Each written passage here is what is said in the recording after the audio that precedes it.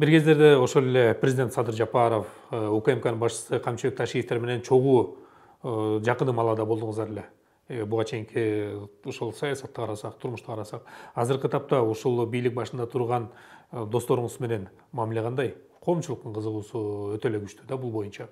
Биз эсиңиздерде болсо Ата журт партиясын түзүп 2005-жылдары бизди бригада деп дагы ат коюшкан.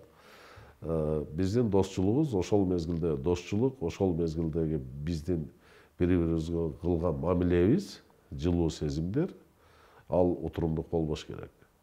Башкалардан айырмаланып, менин ар дайым айтып жүрөм, менин бүгүнкү күндө саясатта положением аябай мындай кызыктуу да.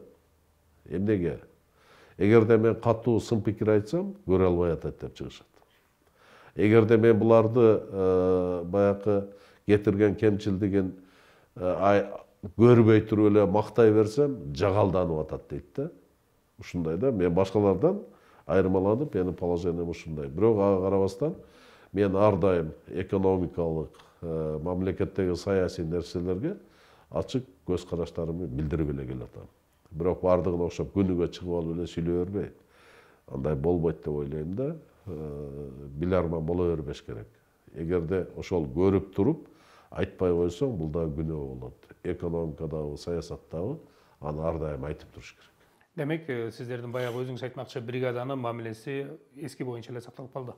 Эми адам катары мамиле ошол боюнча бар. Ал эми саясатта бүгүн саясат ар кандай болуп атпайбы?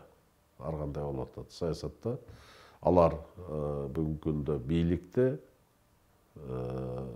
башкарып атышат, иш алып барып атышат.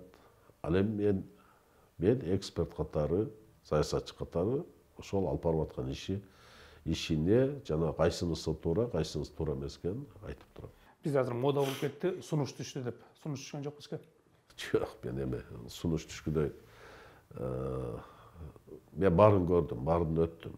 Мен колуман келген жерге гана барып, элге кызмат кыла алсам болот да. Бүгүнкү күндө мода дегенде сиз колуна келгенине дагы, колунан келбегенине дагы элдин баардыгы кызматта эле чуркап калбадыбы? Бирок ошол кызматты аткарыш колуна келеби, келбейби?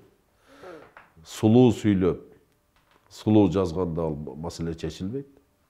Бүгүнкү күндө мен өкмөт мүчөлөрүнүн көпчүлүгүн көрүп атам, средства массовой информацияга чыгат, телевиденияга чыгат, заседаниясын көрөм өкмөттүн. Сулуу сүйлөп, ошол өзү сүйлөп аткан, же болбосо жогорку кеңешке берип отчет берип, кайсы бир маселелерди талдап калганда, өзү иштеп, ошону жетектеп аткан, маселени түшүнбөгөн жетекчилер бар. Биз ошолорду кармап отурабыз. Андан кандай тиянак же болбосо кандай мындай пайда чыгышы мүмкүн мамлекетке? Деп ошол тейлеп аткан тармагы жөнүндө суроо берсе, ал каяктагы башка нерсени сүйлөп атат да. Андайлар өзү билип кетиш керек.